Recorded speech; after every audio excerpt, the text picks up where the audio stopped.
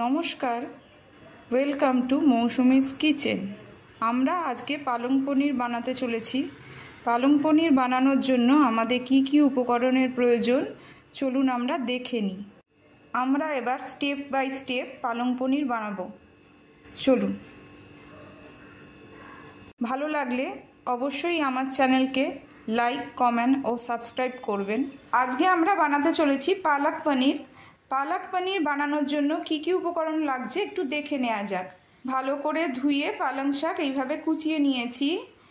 200 গ্রাম পনির নিয়েছি। পনিরগুলোকে টুকরো করে কেটে নেব। টমেটো, কাঁচা লঙ্কা, আদা বাটা 1 চা চামচ, রসুন বাটা 1 চা চামচ, ধনের গুঁড়ো, জিরের গুঁড়ো, হলুদ গুঁড়ো, লঙ্কা গুঁড়ো। ফোড়নের জন্য লাগছে সাদা জিরে, শুকনো লঙ্কা, তেজপাতা, আর আমরা কাসুরি মেথি নিয়েছি। 10 মিনিট আমরা উষ্ণ নুন গরম জলে পনিরটাকে আমরা ভিজিয়ে রাখছি।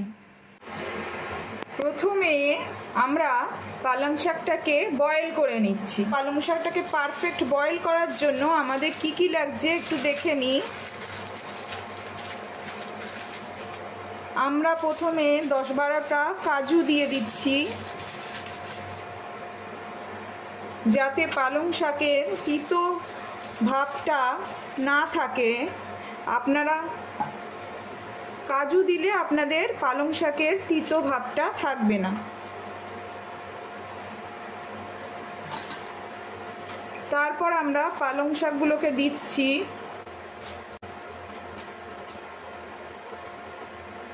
পারফেক্ট বয়েল করার জন্য একটু সামান্য নুন দিচ্ছি, আর দেব কাঁচা লঙ্কা। আমাদের পালং শাকটা বয়েল হয়ে গেছে। এবার একটু ঠান্ডা হওয়ার জন্য দেব সময়। পালং শাকে খুব অতিরিক্ত জল দিয়ে বয়েল করবেন না, খুব সামান্যই জল দেবেন। পালং শাকটা ঠান্ডা হলে আমরা মিক্সিতে পেস্ট করে নেব, কাজু আর কাঁচা লঙ্কা সমেত।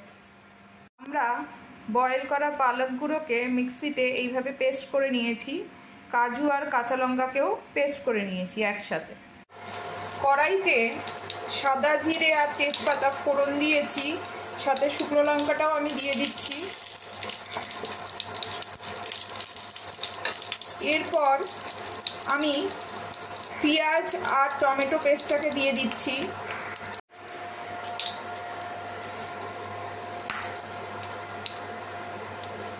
পেঁয়াজ আর টমেটো পেস্টটাকে দিয়ে দিলাম।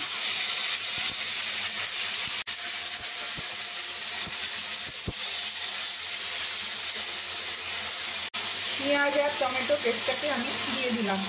পেঁয়াজটা আর টমেটোটা একটু ভাজা হোক।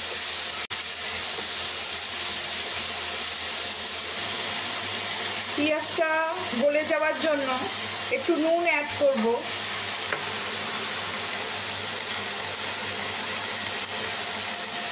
সামান্য নুন অ্যাড করছি।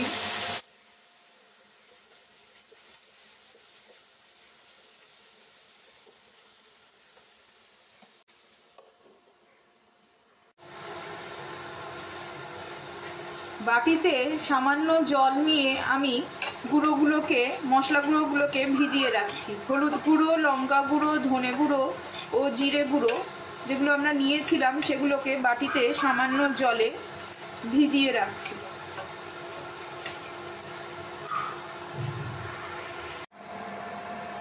আমাদের পেঁয়াজ আর টমেটোটা ভালো করে গলে গেছে। এরপর আমরা দিয়ে দিচ্ছি আদা রসুনের বাটা। আদা রসুন বাটাটা এরপর আমরা দিয়ে দিচ্ছি। আদা রসুনের কাঁচা গন্ধটা যাতে চলে যায় সেই জন্য একটু ভেজে নেব পেঁয়াজ আর টমেটোর সঙ্গে।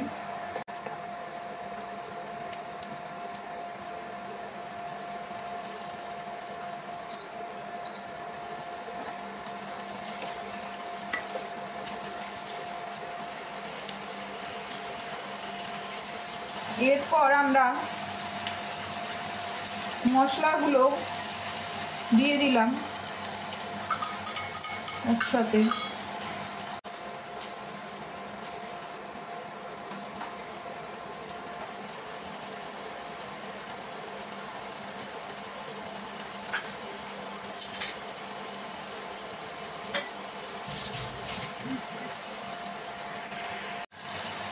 মশলাগুলো আমাদের কষানো হয়ে গেছে। এবার আমি পেস্ট করে রাখা পালং শাকটা দিয়ে দিচ্ছি।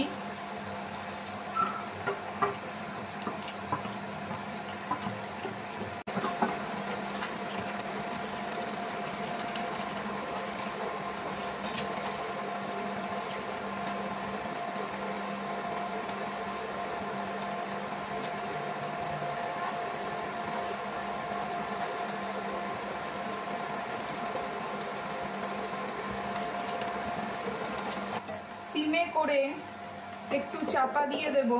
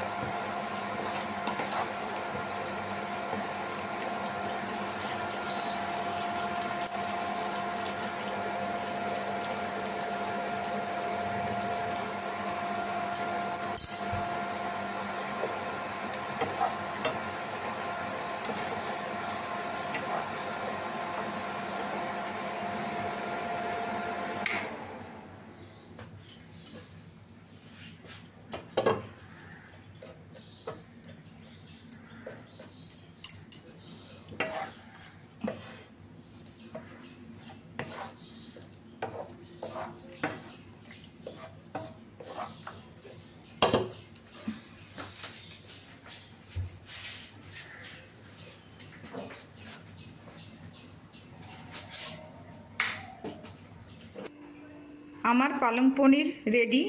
আমি এটা ভাতের সঙ্গে পরিবেশন করেছি। আপনারা চাইলে রুটি বা পরোটার সঙ্গেও খেতে পারেন। এটি খুব পুষ্টিকর খাদ্য। আপনারা এইভাবে রান্নাটা বানাবেন। আর ভালো লাগলে অবশ্যই আমার চ্যানেলকে লাইক, কমেন্ট ও সাবস্ক্রাইব করবেন। আরও ভালো ভালো রান্না পেতে নোটিফিকেশান অন রাখবেন। Thank you.